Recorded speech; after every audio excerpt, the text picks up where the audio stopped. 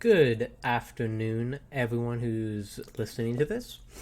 So, we're going to be talking about the road to revolution.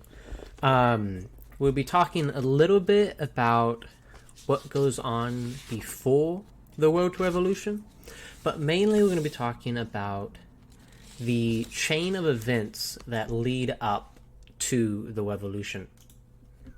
Now, the thing to keep in mind that's important is that the Texas Revolution, like any other revolution, is a chain of events that causes it. Think of dominoes. You knock one domino over and they all start falling down. Same with this. Each event is going to lead one into another. I want to talk about that here in just a second. So, background. For about 10 years now, Mexico has been fighting for independence from Spain. Remember that started with the Cry of Dolores and Father Hidalgo. In the USA, there was a depression going on. Remember, depression is no jobs, no money. So USA is having a really hard time right now, and people are looking for money. And we're about to talk about him, but Moses Austin was an impresario. So Moses Austin, he was a businessman. He was trying to make money. He saw Texas as an opportunity to make money by settling people here. So in 1820, he goes and asks the governor for permission to settle in Texas. The governor says no, but then he meets an old friend, Bastrop, or Baron D. Bastrop, and he is friends with the governor and tells the governor that Austin is a good guy. So the governor lets Austin go. Sorry about the noise there. I have some animals. But, continuing on. So Moses becomes the first Anglo with Spanish permission to become an impresario. Remember, impresario, someone who colonizes the land. The translation into English means entrepreneur. Entrepreneurs are risk takers, and they settled the land in Texas. They came, they got a plot of land, they had a certain amount of families they could bring, and their goal was to settle the land and make money off of it. Now, Moses dies. He dies in 1821, but he asked his son, Stephen F. Austin, to carry on his wish. Hold on.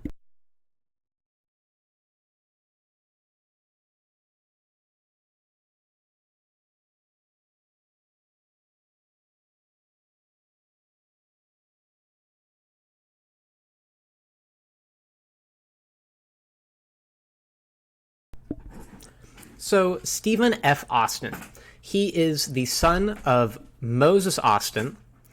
The way I would recommend remembering who is first is that M comes before S on the alphabet. Now that you remember that, because there's probably going to be some questions about who came first, Stephen gets to San Antonio to collect his claim, but he finds out that in 1821, Mexico got its independence from Spain. His original contract was with Spain, so he had to go to Mexico City to get his contract. The contract he gets is between the Brazos and Colorado River. So pretty much you have the two rivers right here. I just drew them so you can kind of see, as you can imagine. They're at the edges of his colony. Here is Fredonia. We're going to talk about that in a minute, but just keep that in mind where that is. So, with the first, Stephen F. Austin got permission to bring 500 families. Originally, about 300 families came. They were called the Old 300. Easy to remember, 300, the Old 300. He was very successful. He was thought of very well by the Mexican officials. He worked for them, he followed the rules, he had integrity. He very much embodied what they were looking for in an impresario. Now that we got some of the background underway, let's talk about how we got to the beginning of the revolution. Moses and Stephen weren't the only impresarios. There were many more. DeWitt, DeLon, Webson, you see them all there. We talked about DeWitt just a tiny bit, but a bunch of them. But one by the name of Hayden Edwards. He was an impresario in Nacogdoches. He got a contract to settle 800 families. But there was a problem. When he got there was old settlers there who were left behind from the mission system. Now, the problem was only some of them had land grants, or titles. Sorry, I should say titles. They had titles that proved they were there. Hayden said, well, if you can't give me title, you need to buy it from me because the Mexican government gave this to me. He went to the government.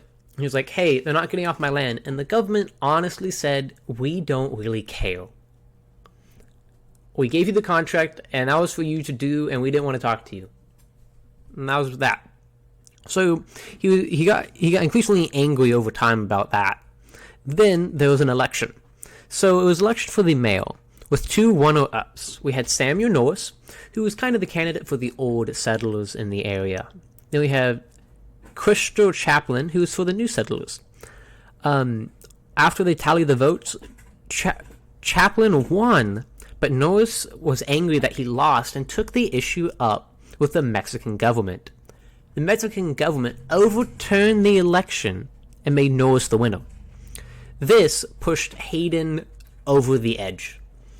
Hayden spent over $50,000, or about $1 million in today, buying that land, and the Spanish government just doesn't care that he's doing it about what's happening.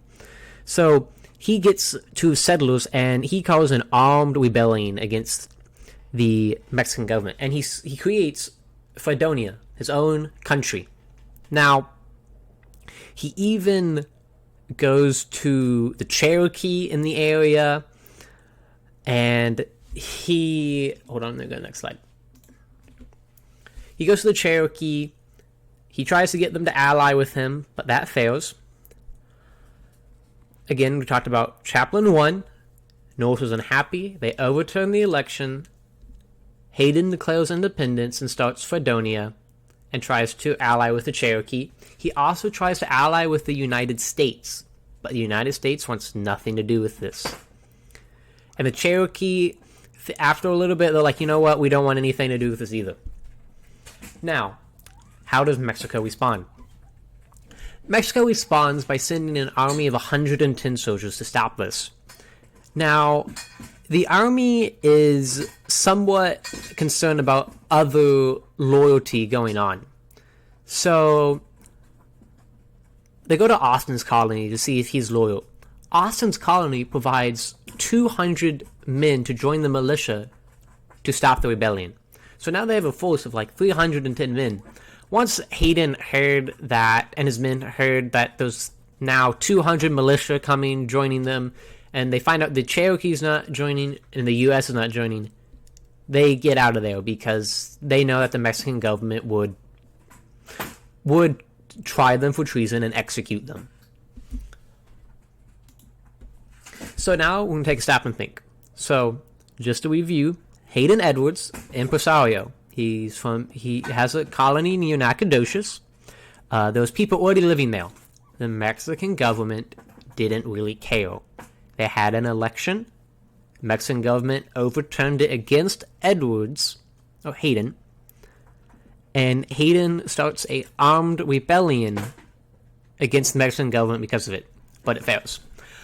But now we got to think, what would the Mexican government think of an Anglo settler impresario trying to overthrow them? How do you think this is going to change their view? Remember, you probably already learned about them, but filibusters already came from the United States and tried to take parts of Texas. The Mexican government was already concerned about the United States coming in and taking Mexico.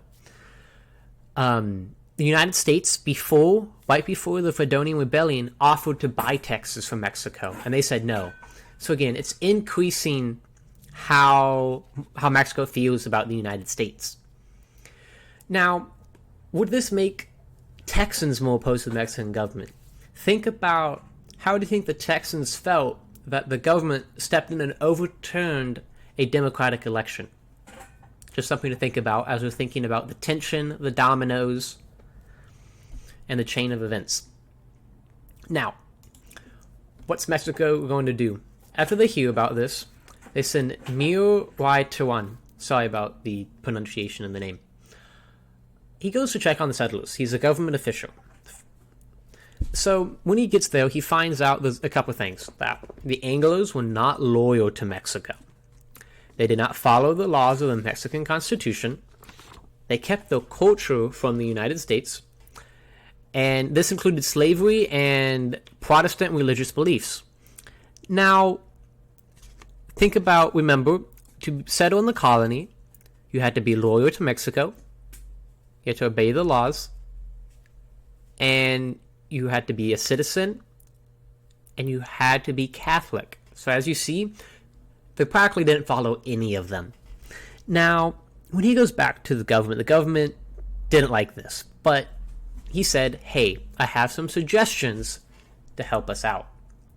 This was his suggestions. Close the border between the United States and Mexico. No more Americans. Try to increase immigration from Europe and Mexico. Increase trade, so get more trade going between them. And strengthen the presidios by adding more military.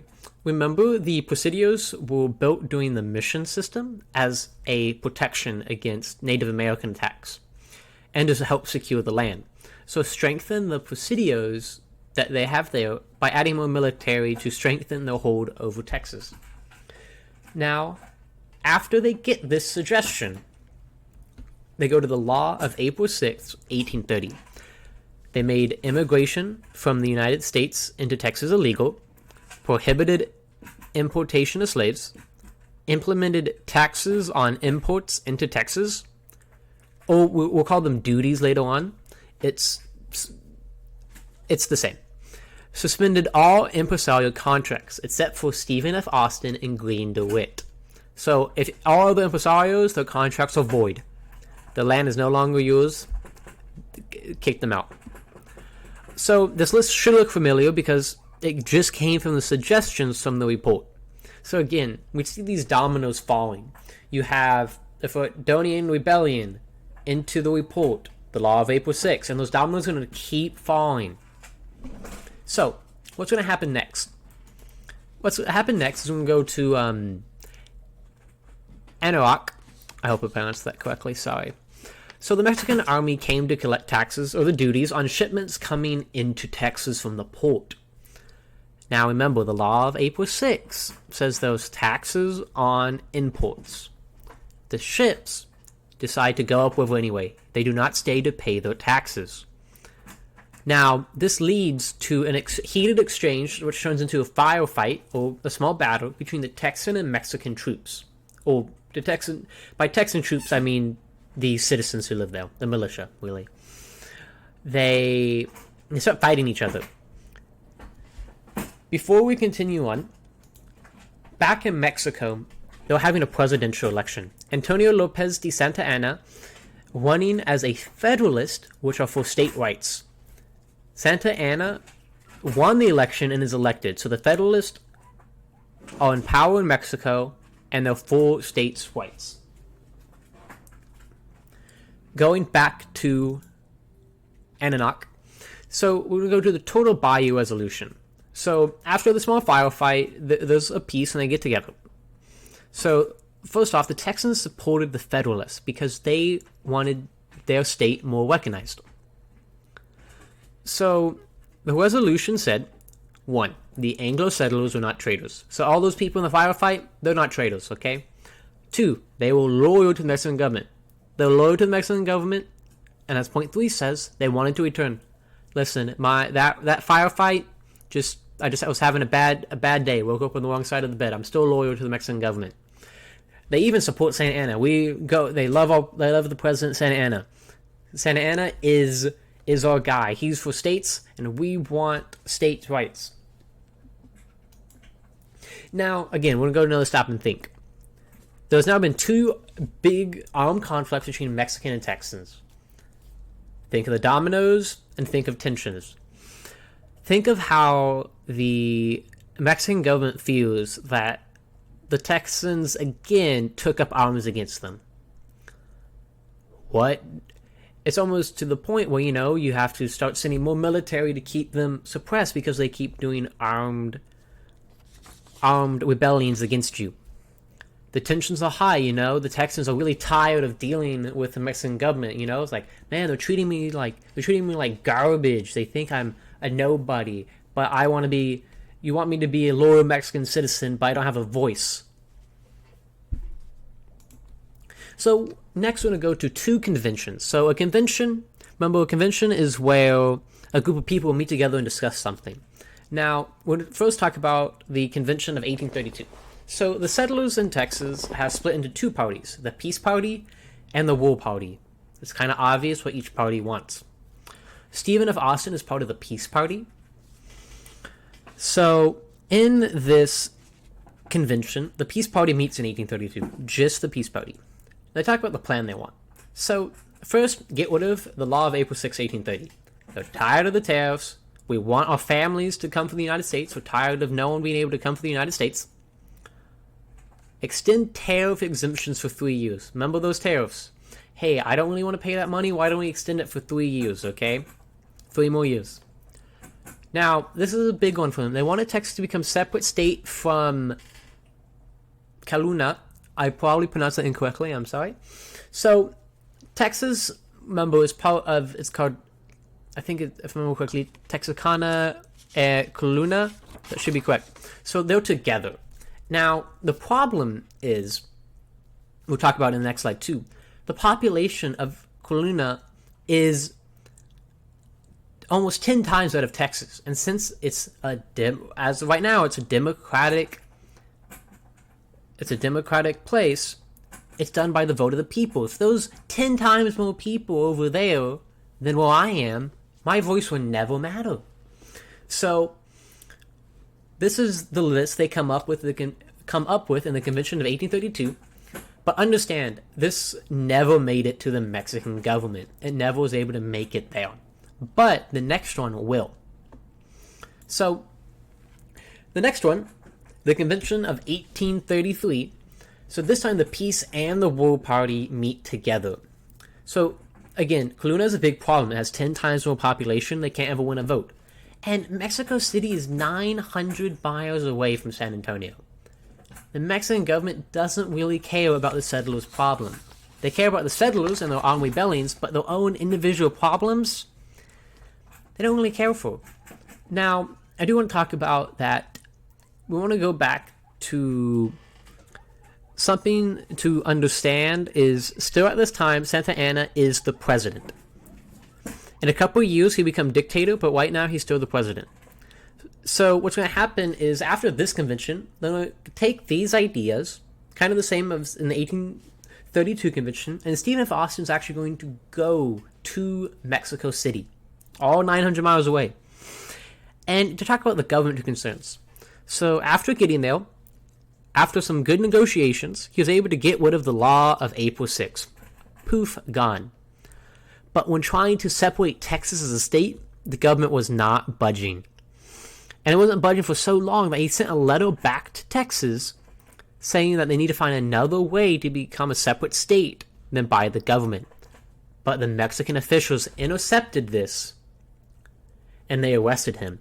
And he was arrested for 18 months. So, as we're wrapping up what we're talking about here, let's go back to the beginning. Remember, dominoes. We start with the Fredonian Rebellion, the report, Law of April 6, the Anahuac near Galveston, the Bayou Resolution, Then we go to the conventions of 1832 and the conventions of 1833 to Stephen F. Austin getting arrested. Now, all of these things are domino. They happen because of the other. They keep falling. Now, remember, let's think about how the Mexicans and the Texans feel about each other. How do Texans feel about Mexico? They feel that they're being treated unfairly. They feel like they're being oppressed, that it doesn't matter what they say, the government doesn't care about them. They have all these problems. The government's like, sucks to be you. And the Mexican government's like, these people aren't loyal. They want to take Texas from us. They're from the United States. They're thinking, each side is thinking negatively of the other. And even though the peace party of Stephen F. Austin, eventually, soon it's going to just turn into full-blown war. So that was Road to the Texas Revolution. I will put in stamps, so if you're looking for a specific moment, you can go back to it. But that is the Road to Revolution. If you have any questions, if you're from one of my classes, just ask me. If not, you can comment down below and I'll try to get to you.